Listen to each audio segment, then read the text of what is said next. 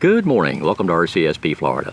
Today I'm at J.B. Starkey Park, but we're not here to let you do wildlife and nature photography. We're here to talk about audio for these things, action cameras. This is my new GoPro 10 that I've been using, and if you watch my last video, you'll know that I had some audio problems. Welcome to RCSP, Florida. We're back at McIntosh Preserve today to try and go some of the other trails that we have not done. In the meantime, I actually took a slight turn and I just misread the sign while I was riding the bike, and I ended up back at the tower, so I thought I would just come down here to the live oak tree that I showed you in my last video, which is where we are now. The difference today is that I am on my new bike. I haven't told you about this yet. I think I did mention maybe in one of my other videos that my Specialized mountain bike. Well, as long as you're talking to an action camera, you're doing okay. In other words, if you have it turned facing you, the microphone's right here. So it works very well. However, when you turn it around, then the microphone's still right here and it doesn't hear you very well. You have to really get up here kind of right beside it. And when you have it on this, it's even, you gotta hold this whole thing up here close to you. And it's still not good audio. It's still kind of muffled. It's hard to understand. So I've been looking for a solution. So as you notice that the door is off of this, and this is the media mod that GoPro sells. This, as you can see, has its own microphone on it, and I thought, well, it would have something, since it's for vlogging, it would have some kind of a pickup on the back as well as the front. Well, it doesn't apparently do that, or if it does, it's not any good. So basically, there's a USB port here that plugs into the USB port here that makes it all work. So you basically just slide it in, snap it in there, then you close the door, and now you've got this. Well, this is what I used on my last video, and it wasn't any good. If you get right up here, you're kind of getting it towards the front, and it's not too bad. You can understand it. It's not as good as turning it around, but when you turn it around, and this is what I'm looking at now, and the microphone's on the other side, the audio is terrible. It's muffled, it's hard to understand, and I almost didn't post my last video because I don't like to put out crap, and some of that audio was crap, I have to say, and I apologize for it in the video, and telling people that I was going to make this video on how to solve this problem. So this didn't solve the problem.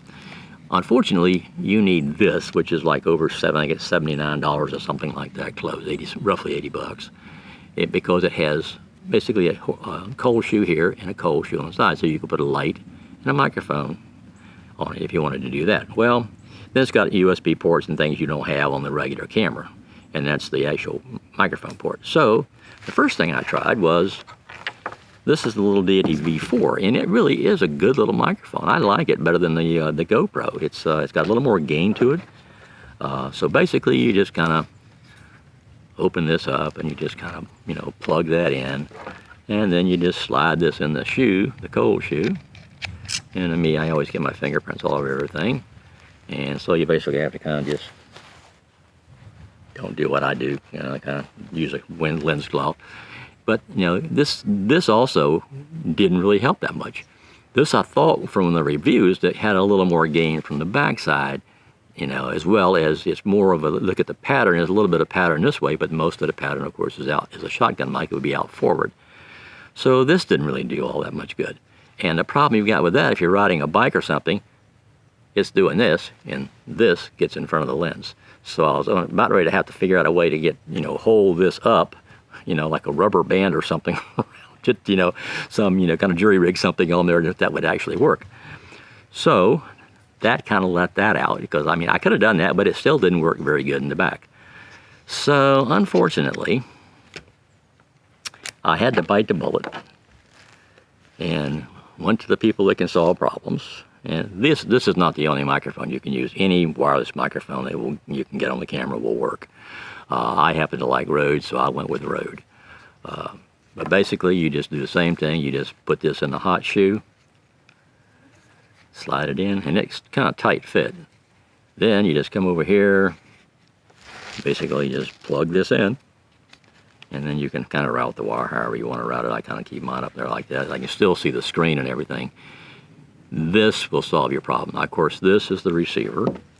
And if you see, I've got a windscreen here, and I'll tell you why I went to that instead of just using the windscreen, or using the microphone. And this is the windscreen that comes with it, and I'll get into that in a second. Well, here's the transmitter. So basically, plug the lapel mic in there. These shirts are great because it's there's a little, you can plug this in here, then it kind of zips up, then you can just leave the wire hanging out and you just clip it on your shirt. You could do the same thing with the transmitter by putting it in, but I'm always out in the wind, so I will always have this on pretty much. Now today it's pretty nice. It's very little wind this morning, so it's not bad at all. But the problem with this thing is this thing doesn't stay in. The new wireless Go 2 is just like this, but they have the little clips that go in here. Basically, you put it in and then you twist it 90 degrees and it locks it on there. Well, the wireless Go doesn't have that. It's just, and it comes off really easily. So, and I looked online, even on the Rode website, and I can't find where they sell these anywhere. They sell all kinds of other ones they have for the other microphones, but not this particular one. So I would go through those quickly. So I decided to just go to the lapel mic, and that way I don't have to worry about it. This is not going to come off. I can run it all day and it works just as well. So anyway, with this on, I've got a signal there, so I know it's on.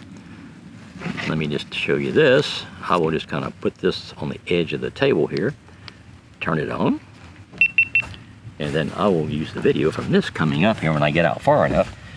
But I can get up and walk away from this. I can get up and walk, anywhere I want to. I can go up to 200 feet. I don't think I'd try to push it that far, but I mean, I could do it, So I'm, I can walk way back here somewhere, got my back to you, come up here by the trees. And so now I'm, 20, 25 feet away from it. And you can still see that, the audio is perfect. So this is going to be my new setup in the future for doing videos. Let me get back up here. Put that back out there. It's still not going to be far enough away, I don't think. It's close. But I'll go back to this camera.